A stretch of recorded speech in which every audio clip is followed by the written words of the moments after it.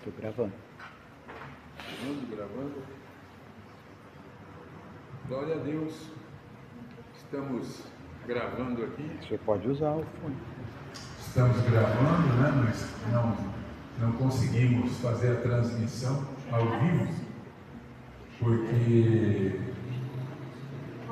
em relação, por causa da tempestade que tivemos, alguns equipamentos foram danificados, mas estamos gravando para posteriormente colocar no grupo da missão e os irmãos interessados, né, poderão assistir à aula de hoje. Essa reunião ela é chamada de Escola de Discípulos, né? Ensino da Palavra de Deus.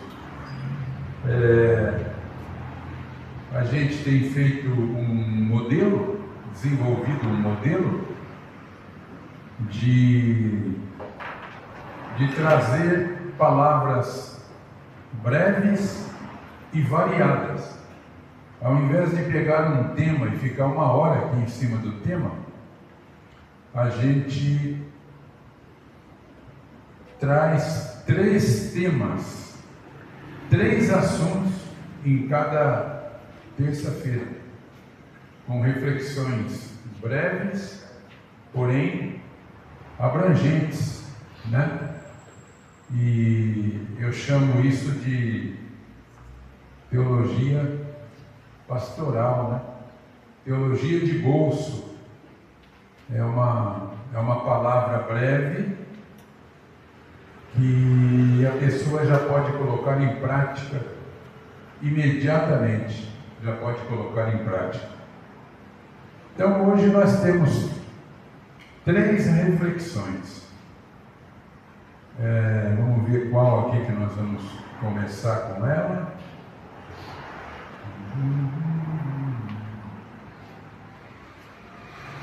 Eu acho que nós vamos começar com um assunto muito importante. Vocês sabem que isso aqui é esboço de pílulas, né? Que sai, todos os dias sai uma pílula. E elas têm um título, os títulos são sugestivos, né?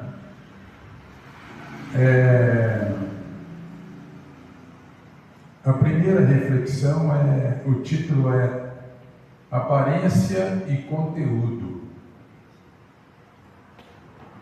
Aparência e conteúdo. Essa pílula vai sair no dia 11 de novembro, uma terça-feira que vem, né? Aparência e conteúdo. Eu vou começar dizendo uma coisa para vocês que talvez seja uma curiosidade. Vocês sabiam que as pessoas que mais confessam os seus pecados, que mais sofrem, que mais choram na presença de Deus, não são aquelas que mais pecam? Não são. Vou repetir. As pessoas que mais confessam os seus pecados, que mais sofrem e choram na presença de Deus, não são aquelas que mais pecam. Quem são elas então? Quem são as pessoas que mais choram diante de Deus, que mais se arrependem, que mais se quebrantam diante de Deus? Não são os que mais pecam.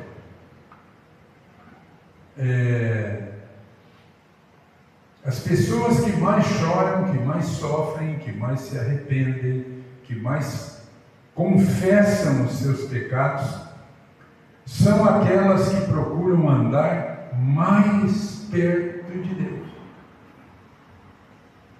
É o contrário daqueles que mais pecam.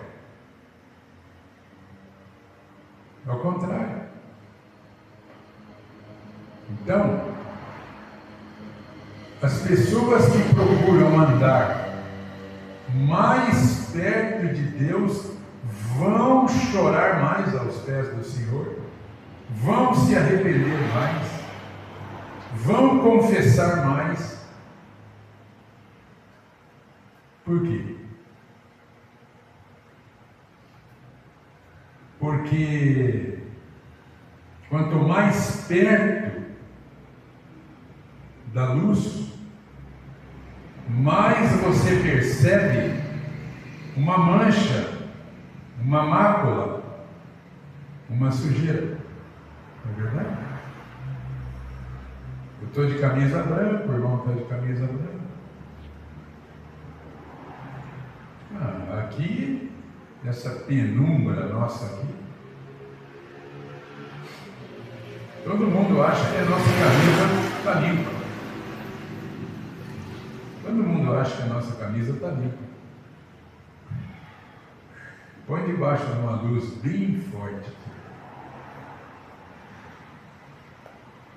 Então, é por isso que aqueles que procuram andar mais perto de Deus, mais próximos, eles vão, como eu disse aqui, confessar mais os seus pecados, sofrer mais, chorar mais e se quebrantar mais. Porque quanto mais perto da luz e quanto mais forte essa luz, mais aparece mancha, mácula.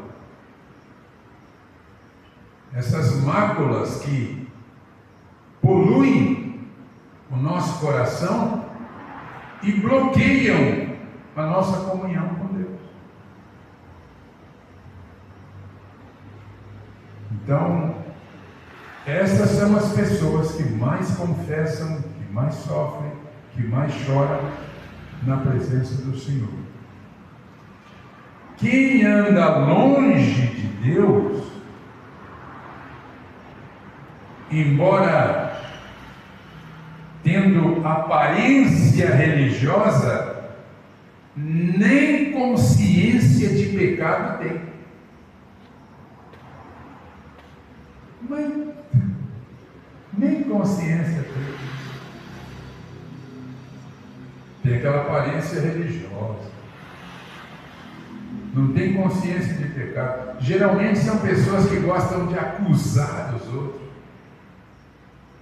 Estender o dedo. Julgar os outros. Parece que gostam disso. De fazer isso. Humilhar o outro, diminuir o outro. De preferência publicamente. Tem igrejas que fazem isso publicamente. O novo Código Civil agora diz que isso é crime. Pastor que botar uma pessoa em pé lá para confessar os pecados no microfone, não sei o que lá, ele pode ser processado, pode ser preso. Graças a Deus.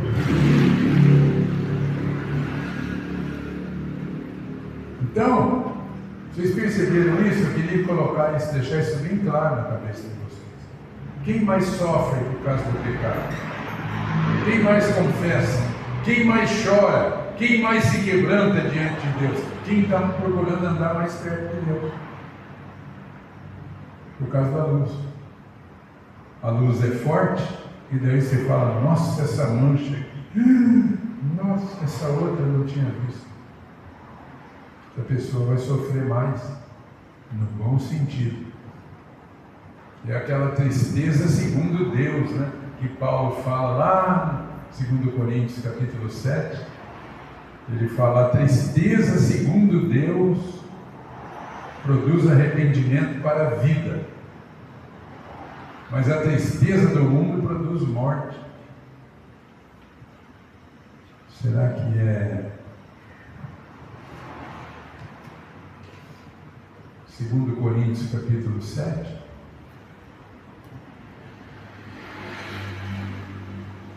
Bem podia ser, né? Aí eu ia ficar tudo importante, Deus irmão. Nossa, pastor, sabe as coisas.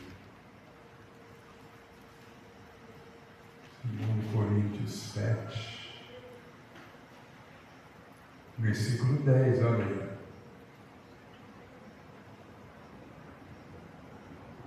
Então, quando você procura andar perto de Deus, o que acontece? Você entra para uma região de luz, muita luz. Aí a sujeira aparece mais. E daí, isso vai produzir em você uma tristeza. Mas é uma tristeza segundo Deus. É uma tristeza boa, porque produz arrependimento para a vida. Olha o que Paulo fala. Porque a tristeza segundo Deus produz arrependimento para a salvação, que a ninguém traz pesar. Mas a tristeza do mundo produz morte. Amém, irmão? Muito bem. Então, vamos lá. Então, as pessoas que mais confessam pecados não é aquelas que pecaram mais, é aquelas que estão enxergando o seu pecado, porque elas estão se aproximando da luz. As pessoas que mais choram na presença de Deus, Jesus não disse: bem-aventurados os que choram? O que ele quis dizer com isso? Bem-aventurados os que choram pelos próprios pecados. Não é os boca aberta que qualquer coisa chora, não é isso. Não tem gente que chora à toa? Tem outro que não chora nem no enterro da mãe. Não chora, não sabe chorar. Não tem lágrima. Mas tem gente que chora à toa. Não é desses que Jesus está falando. Bem-aventurados os que choram pelos próprios pecados. É a consciência de pecado. Eu vou falar uma coisa para vocês. Leve para casa isso hoje, leve no teu coração, leve para a tua oração. Você tem sofrido pelos teus próprios pecados? Às vezes a gente sofre pelo pecado do outro. Tudo bem. Mas será que temos sofrido pelas nossas próprias culpas? Você tem chorado, gemido, perdido o sono pelas suas próprias faltas? Isso é um sinal de que você está indo para perto da luz, de uma luz maior. Você está indo para debaixo do holofote. Então, vai aparecer tudo. E se você é uma pessoa convertida, que ama Jesus, você vai chorar mais, você vai confessar mais, você vai se arrepender mais, você vai se entristecer mais. Mas é uma tristeza segundo Deus, que produz a salvação. Já aquele que anda longe de Deus, como eu disse, embora tendo aparência religiosa, não tem nem consciência de pecado. Você quer um exemplo? Vocês querem dar um exemplo para mim? Quem que você podia citar de exemplo? Como uma pessoa que não tem consciência de pecado. Pessoa religiosa, tudo, butoadinha, tudo. Eu moro lá, orando e ele orando. Como? Fariseu, Fariseu e o publicano é um bom exemplo, né? O publicano, ele era apartado da comunidade de Israel de ofício. Tá? Judeu não dava um copo d'água, judeu não pegava na mão do samaritano. Porque o judeu era esse cara aqui. O fariseu é esse cara aqui. Aparência religiosa, mas sequer tem consciência de pecado. Muito menos chorar pelo próprio pecado. Então ele dizia, o fariseu: Senhor, eu te dou graças porque eu não sou como os demais homens, roubadores, adúlteros, ladrões. Eu dou dízimo de tudo, jejuo 2 vezes por semana. Eu não sou nem como esse publicano desgraçado do meu lado. Mas o publicano, nem levantar os olhos aos céus ele levantava, ele batia no peito e dizia: Senhor, tem misericórdia de mim, que eu sou um pecador.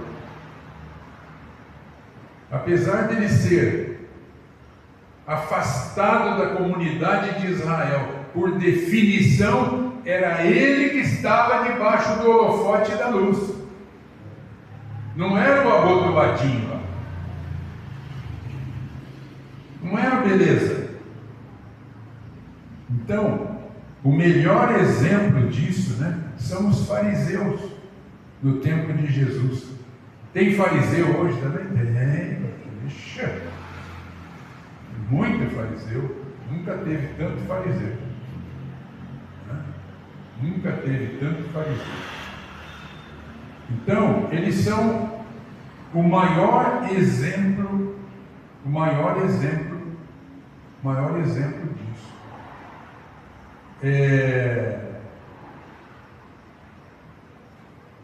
Toda pessoa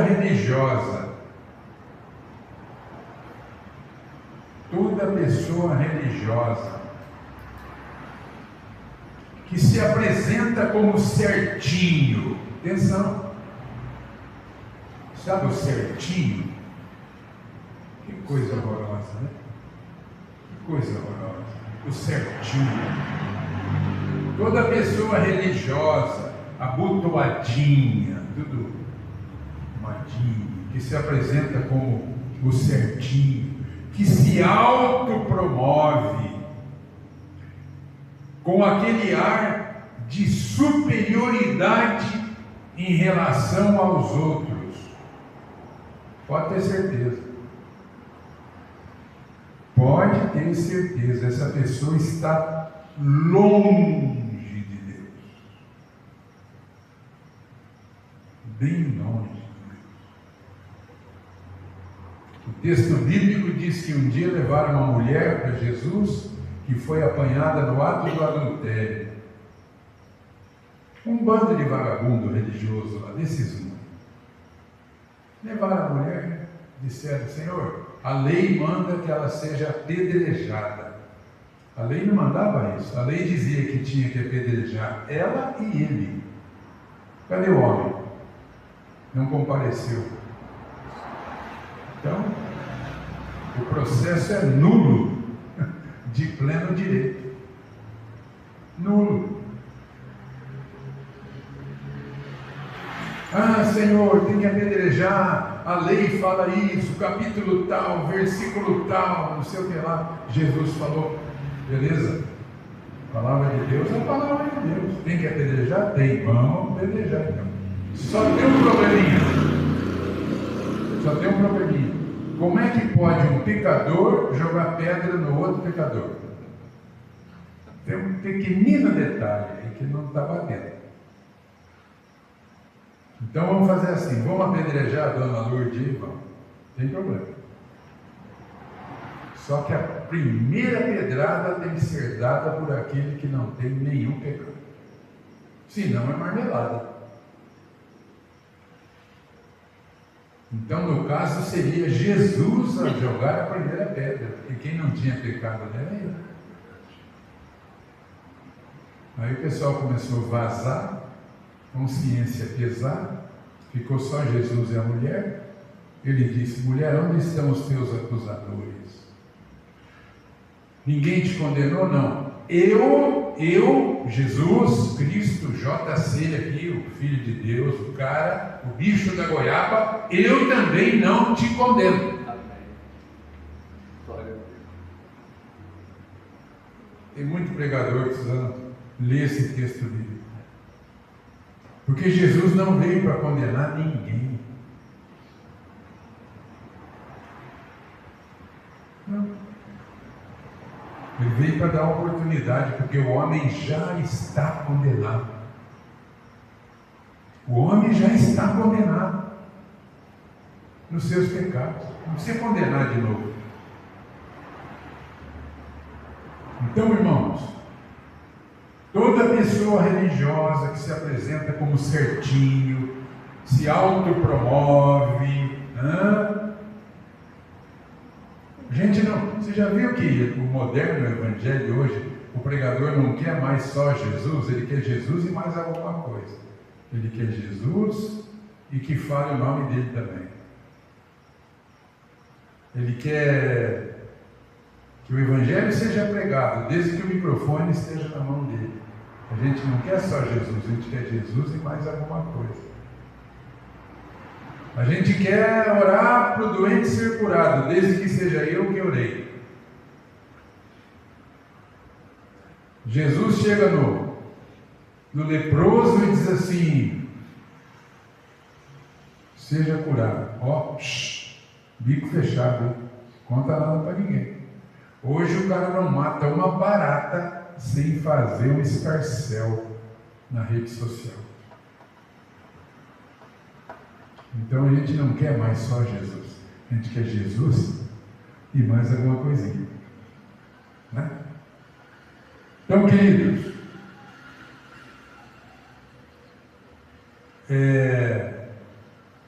quem está perto de Deus tem uma característica. Quem está perto de Deus fala como Isaías. Isaías teve uma visão do trono de Deus, ele disse: ai de mim que vou perecer. Esse cara está perto de Deus. Quem está perto de Deus fala como Pedro. Quando Jesus fez aquela pescaria gigante, o Pedro se prostrou diante dele e falou: Senhor, ausenta-te de mim. Eu sou um pecador, eu não mereço que o Senhor esteja aqui comigo. Esse está perto de Deus. Quem está perto de Deus fala como Paulo: miserável, desgraçado homem que eu sou.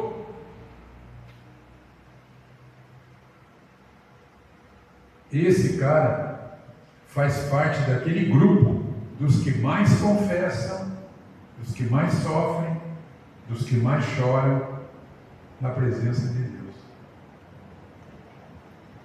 Ele está debaixo do holofote, está debaixo da lâmpada. Então ele fala: ai de mim que eu vou perecer. Quem sou eu, meu Deus? Jesus se ausenta de mim porque eu sou uma praga do Apocalipse. Sai de perto de mim, eu não mereço.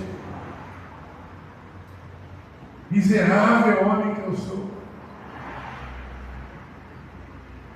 É fácil identificar uma pessoa que está perto de Deus. Ela tem essas características. Ela sente o peso do próprio pecado. Não fica tocando trombeta, fazendo propaganda, desfilando de bonitinho, pagando de bonzinho, diminuindo os outros, se autopromovendo.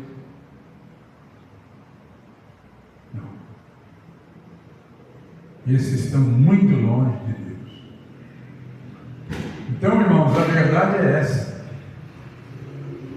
Quanto mais perto de Deus procuramos estar, mais luz teremos para revelar o quê?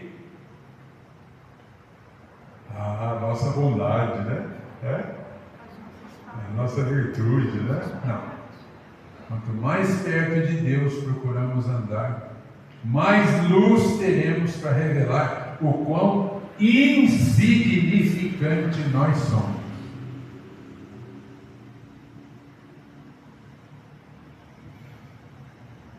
Nós não passamos de um micróbio com CPF. É isso que nós somos. Uma ameba com RG. Quanto mais luz, quanto mais a luz fica forte, quanto mais você busca Deus, mais pequeno você se sente. Mais você vai sofrer, vai chorar, vai se entristecer pela sua própria condição, porque daí você vai ter uma noção exata do amor de Deus, daquilo que Jesus fez por você e do preço que Ele pagou por você lá na cruz. Você precisa de luz para entender isso. Você não entende isso intelectualmente. É impossível. Você não entende isso apenas intelectualmente. Você precisa de revelação do poder do Espírito Santo raiando, visitando a tua vida. E quanto mais isso avança, mais pequeno você se sente. Amém, queridos? Amém. Alguma dúvida? Alguma perguntinha? Essa palavra boa, né? Pastor, o senhor fez a pergunta, se a gente conseguiria dizer quem é essa pessoa que ela não tem consciência do pecado, mas falou dos falsos profetas, né? Os fariseus. A gente vê muito isso. Pessoas que elas querem, para elas só querem encher o bolso delas, elas querem encher o ego delas, elas querem o holofote para elas. Você não vê essas pessoas. Pessoas que querem surfar na onda. Sim, bem do lá. Evangelho, bem na superfície, tá? Pagando de santo, disciplinando outros, humilhando outros, se impondo. Por exemplo, uma vez eu fui pregar numa igreja aqui em Ourinhos, e o pastor, meu conhecido antigo, estou lá conversando com ele, chegou um diácono que me conhecia e falou: "Ô, irmão Miranda, que alegria!" O pastor olhou para aquele diácono e falou: "Irmão Miranda?" Um homem já de idade, sabe? O homem ficou descomposto, envergonhado, o diácono. E falou: "Desculpe, pastor Miranda." O pastor dele falou: "Pastor Miranda?" Obrigou, coitado do homem, a me chamar de reverendo, porque lá ele impunha isso. Ele obrigou aquele pobre daquele homem.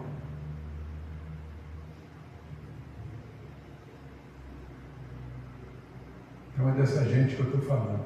Eles não conhecem a Deus. Eles não têm sequer consciência de pecado, muito menos sentir a dor do pecado.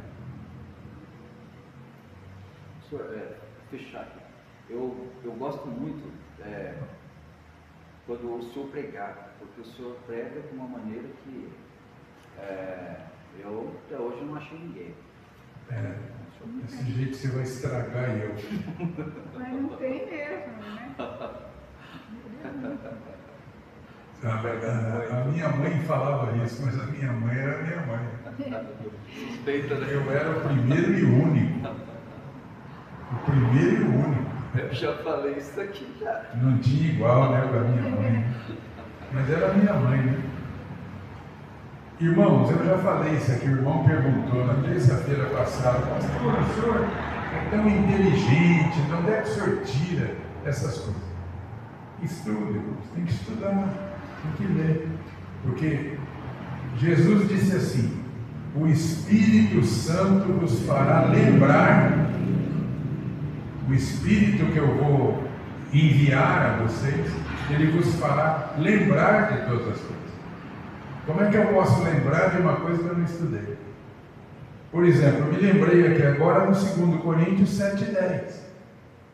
Não estava aqui no script, mas calhou aqui, né, essa tristeza segundo Deus. Mas eu me lembrei porque eu já tinha estudado. Quantas vezes? Já passei por ali. Então o Espírito Santo dá uma mãozinha, né? Um empurrãozinho, né? Ele dá. Então é isso, irmãos. Então é isso. Quando a gente estuda, a gente tem o que dar para a classe que está diante de nós.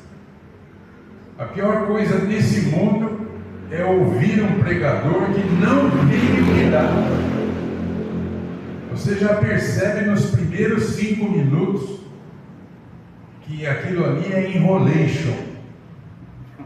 Ele está ali enchendo linguiça, não tem o que dar, e ele acha que a igreja é lata de lixo.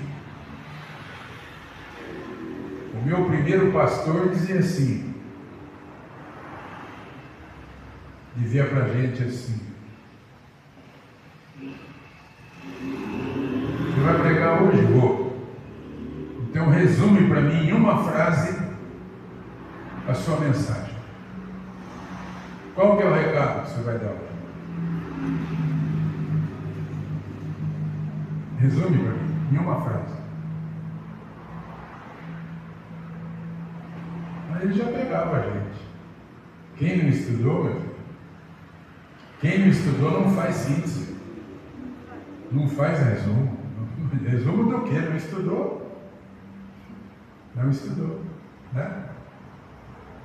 E outra coisa também é o ministério de cada um. Esse é o meu ministério. Ensino, eu gosto de ensinar. Vocês veem que eu não prego. Toda pregação minha é um ensino, é uma sessão de ensino. Eu não sei vim aqui dar pulo, porque o cego de Jericó pulou, virou para cá. Não. Eu preciso ir no contexto do cego de Jericó para ver qual a lição que está ali para a gente. Porque senão, se você vem na igreja, não leva nada para pensar, só arrepia, faz ui, deu um pulinho, arrepiei, ui, ô glória, e vai para casa, não sobrou nada para amanhã.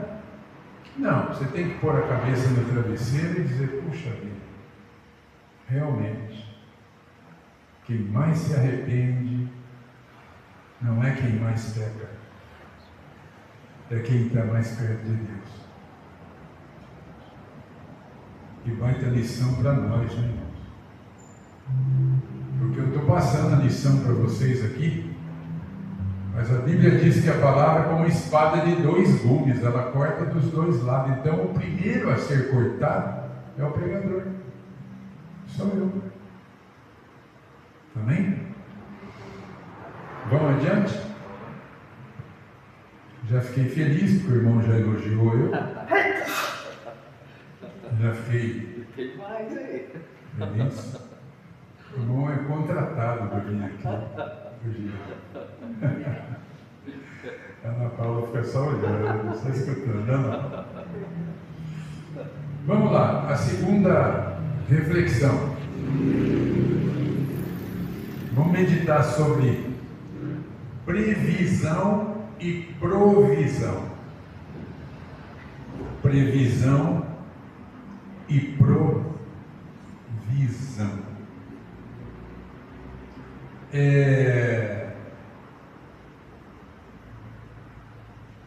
Pode ser que você tenha se frustrado muito, venha se frustrando,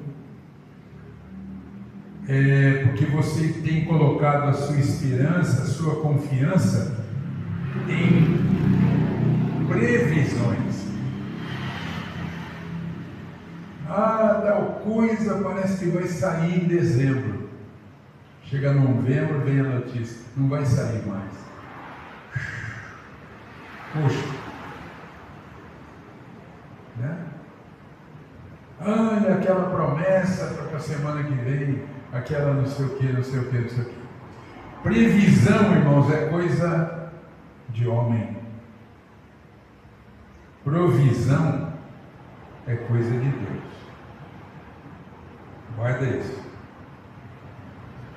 Previsão é coisa de homem. O sábio Salomão diz assim: do homem são as cogitações do coração, previsões, planos, projetos, mas a resposta da boca é de Deus. Quem bate o martelo é Deus.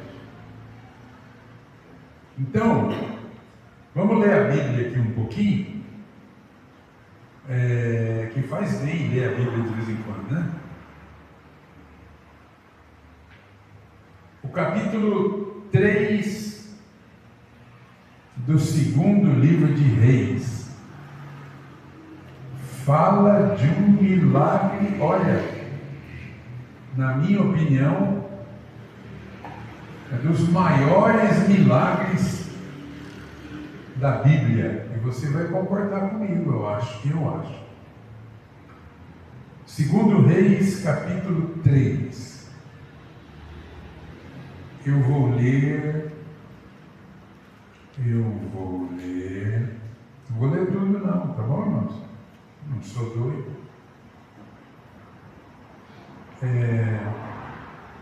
Eu vou ler só a parada aqui, só o episódio. Eu vou ler versículo 9.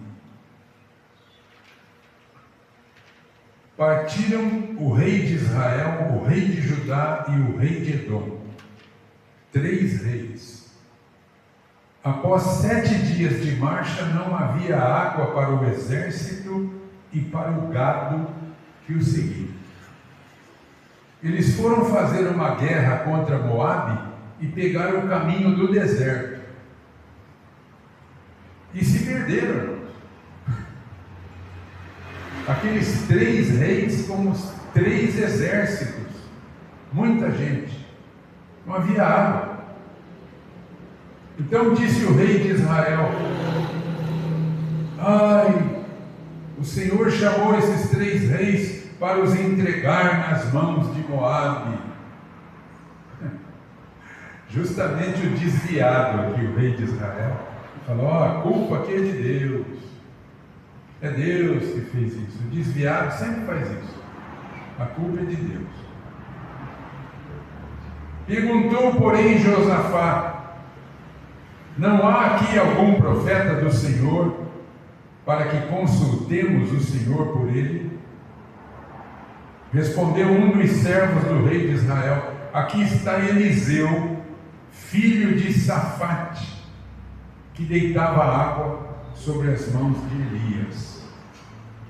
Versículo 11, né? Agora vamos pular aqui, vamos para o versículo 15. Primeiro o Eliseu deu uma bronca no rei de Israel, né? Publicamente falou: ó, se o rei Josafá não estivesse aqui, eu nem olhava na tua cara. Aqueles caras eram nervosos, né? E depois que ele deu aquela bronca, no versículo 15 ele disse: traz um músico lá, traz um tangedor. Tangedor é aquele que toca um instrumento, tange um instrumento, geralmente de cordas, né? Traga um músico. Quando o tangedor tocava, veio o poder de Deus sobre Eliseu. Este disse: assim diz o Senhor, fazei neste vale covas e covas. Vamos lá, pessoal, vamos abrir buraco, cova, poço. Vai, todo mundo. Muitos buracos. Porque assim diz o Senhor. Agora, isso aqui é bacana. Vocês não vão ver vento, nem chuva. Todavia este vale se encherá de tanta água, que bebereis vós e o vosso gado e os vossos animais.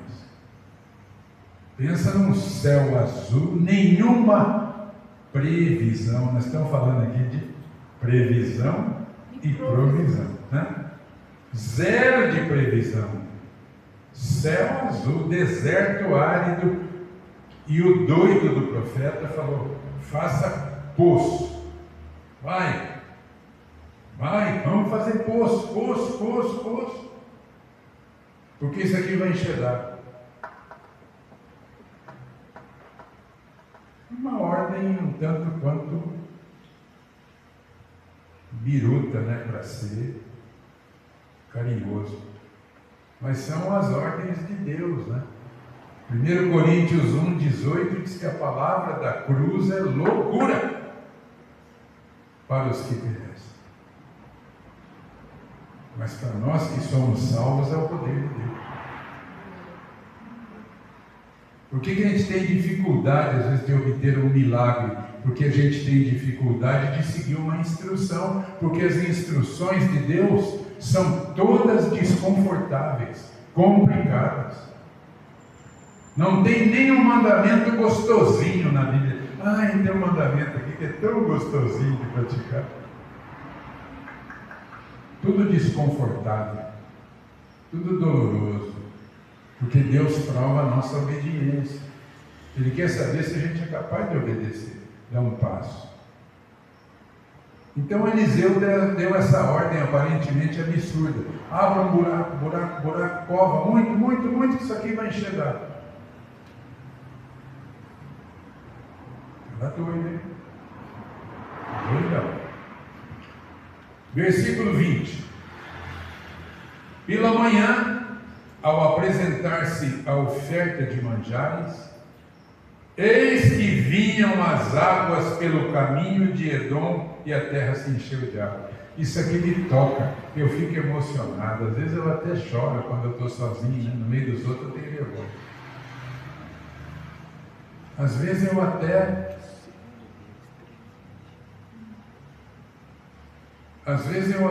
me emociono, né? Porque, irmãos, aqueles soldados sedentos, debaixo de um sol escaldante, abrir buraco no deserto. E muitos tinha que ser. Aí abriram o buraco, estava todo mundo morto. Vamos dormir. Tem água para tomar banho? Não. Vamos dormir. Bora dormir.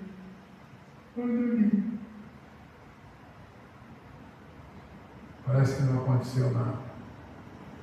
Na manhã seguinte, eu acho que uma sentinela lá do lugar bem alto falou assim: capitão, vem ver um negócio aqui.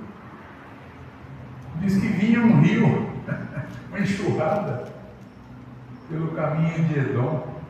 Um rio vinha vindo pela estrada. Da onde que vinha vindo esse rio, irmão? E foi enchendo aqueles buracos, foi enchendo aqueles poços secos, e foi enchendo, e encheu tudo. Todo mundo bebeu, os animais beberam, etc.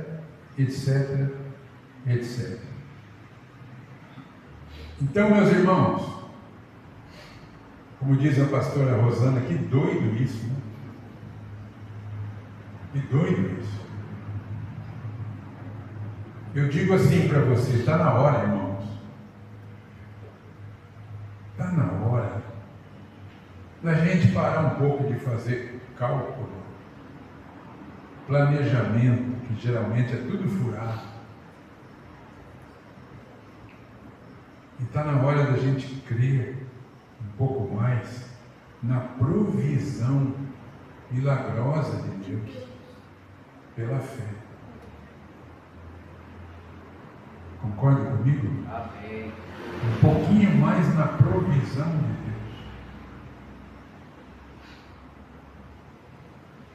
Então essa reflexão é breve, mas ela é maravilhosa. Previsão e provisão. Previsão é coisa de homem. 3 vezes 8, 24, escorrega 3, engole 9. Geralmente, a maior parte dá na trave. Provisão é o chamado acréscimo de Deus, que tem a ver com a nossa busca. Nós já falamos aqui, né? Quanto mais busca, mais luz, mais consciência de pecado. Só que quanto mais busca,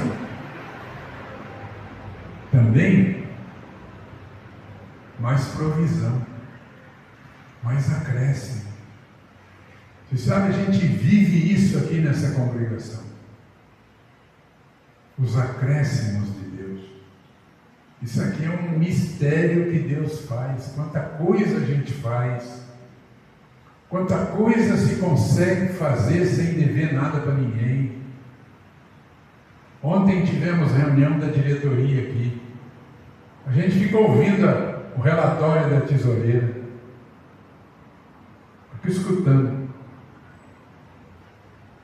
Eu que convivo diretamente, porque eu sou o secretário da tesoureira, né? A tesoureira da igreja aqui tem um secretário de luxo, né? Sou eu. Então a gente que convive diariamente, direto, eu não me acostumo, eu nunca quero me acostumar com os milagres de acréscimo de Deus, com a provisão de Deus. Para um pouquinho com previsão e creia na provisão milagrosa de Deus. Alguma dúvida? Alguém quer fazer algum comentário? Ô Luiz, você tem que se manifestar, você está muito quieto. Irmãos, vocês podem contribuir, né? Não é só tirar dúvida, é contribuir às vezes com a reflexão, né? Às vezes contribui, né? Amém? Amém. Glória a Deus, hein? Já vimos duas coisas boas aqui. Aparência e conteúdo. Fuja da aparência, viu, irmão? Fuja do que é aparente. Mas fuja, mano. Você não precisa ir para um outdoor. A não ser que você tenha uma empresa, um produto para vender, tudo bem. Você não precisa disso. Como povo de Deus, não. A gente vê muito na rede social hoje, né? Acho que a maioria, todo mundo aqui tem TikTok, Facebook, Instagram. A gente vê muito hoje as pessoas postando aparência. Claro. E o diabo usa isso para distrair a gente. Distrair quem está vendo, que pode ser, qual que é aquela palavra? Que pode ser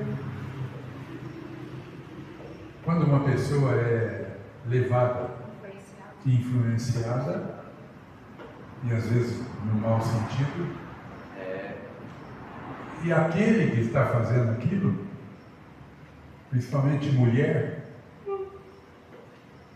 o sábio Salomão fala das multiplicadoras de infiéis. As multiplicadoras de infiéis. Você sabe que o poder está na mão da mulher, né? O poder não está com o homem, o poder está com a mulher. A nossa sorte é que a mulher não sabe muito disso. A nossa sorte é essa. Mas a mulher tem um poder de influenciar tremendo.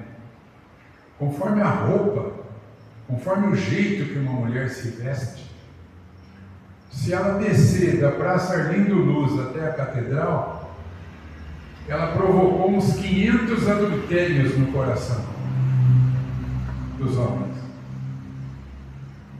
Pastor, faço um acréscimo rápido aqui.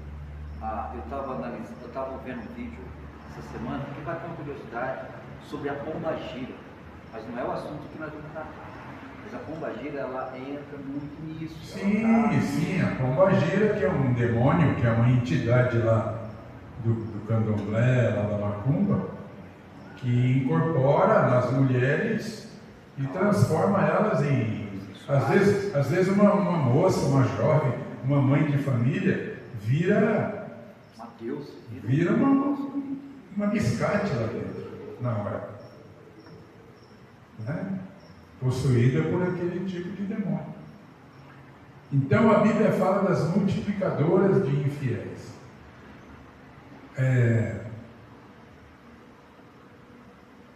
E voltando à rede social, né?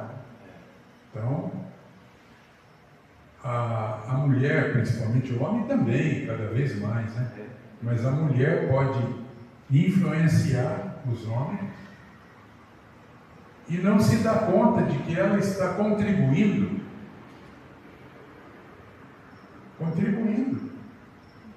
para que pessoas sejam induzidas. Essa é a palavra que me tinha fugido. Induzidos à impureza. E Jesus falou, no caso do adultério, que não precisa ter o ato, basta a intenção do coração. Então, como a mulher tem esse poder da sedução, esse poder de influenciar, ela induz. Conforme o jeito que ela se coloca, ela desce da avenida aqui, ela faz 500 adultérios no coração de 500 homens. Pastor, eu vi nessa matéria, estava dizendo que a pombagira ela entra numa criança de 2 anos. E vai passando, de geração em geração. O demônio é capaz de coisas assim, né? Mas as pessoas às vezes não se dão conta, né? Não se dão conta, né? Eu até ia falar uma coisa aqui, mas não vou falar não. Então, irmãos, é o seguinte, tomar bastante cuidado, né, com relação à aparência, o que nós estamos vendendo. Tomar bastante cuidado. Por último,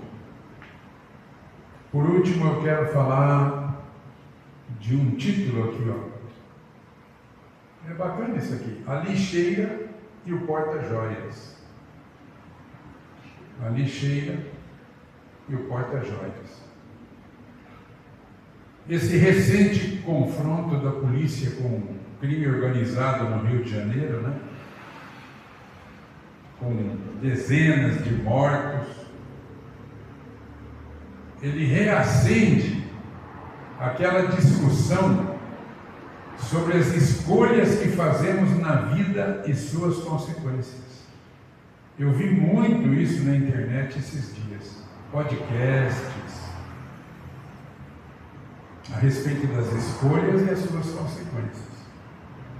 Há uma frase conhecida que diz que a vida é feita de escolhas. E é verdade.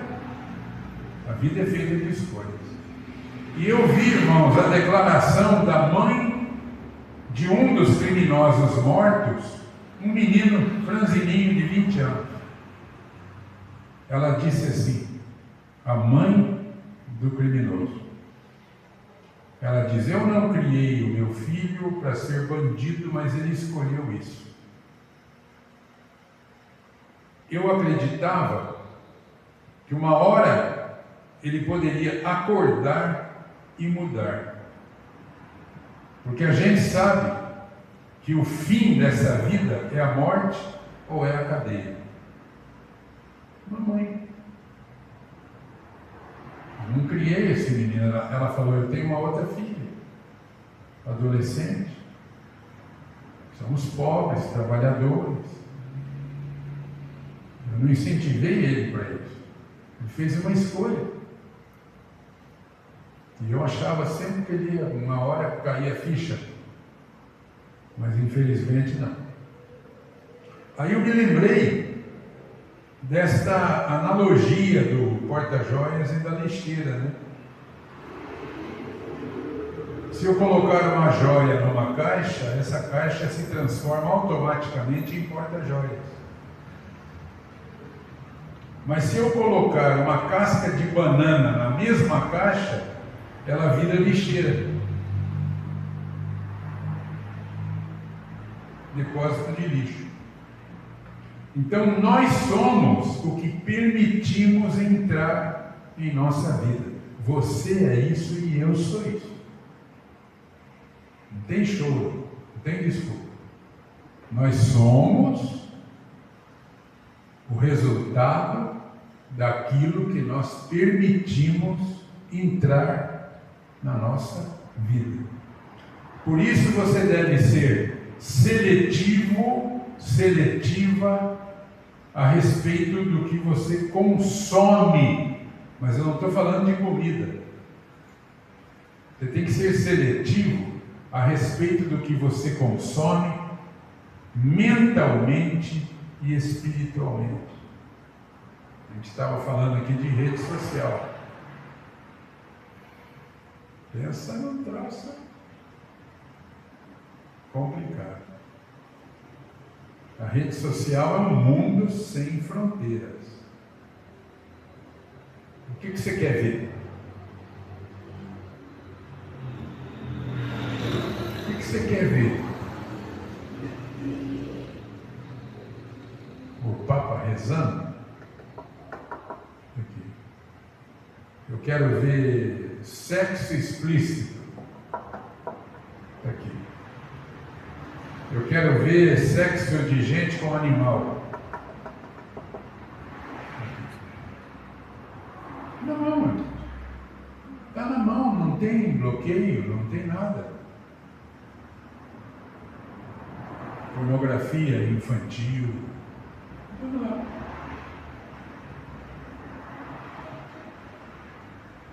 Então, digo eu,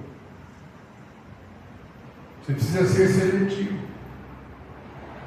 Porque você vai ser, tem sido o resultado das suas escolhas, daquilo que você consome mentalmente e espiritualmente. As escolhas vão determinar se a gente vai ser um porta-joia ou uma lata de lixo. As escolhas vão determinar isso. E aqui em Deuteronômio, capítulo 30, versículo 19,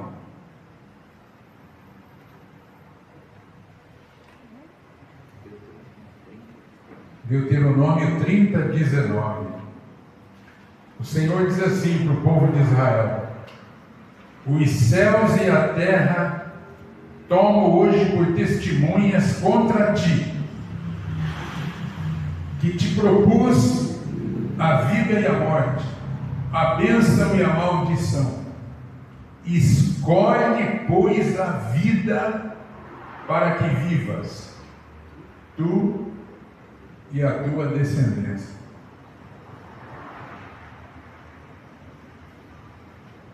Você vê que Deus não impõe nada. Ele faz uma proposta. Ele te propõe hoje a vida e a morte, a bênção e a maldição. Aí ele diz assim: não seja burro. Não, é eu que estou falando. Não seja burro, escolhe a vida, para que você viva, você e os seus descendentes. Então a vida é feita de escolhas, até Deus respeita isso.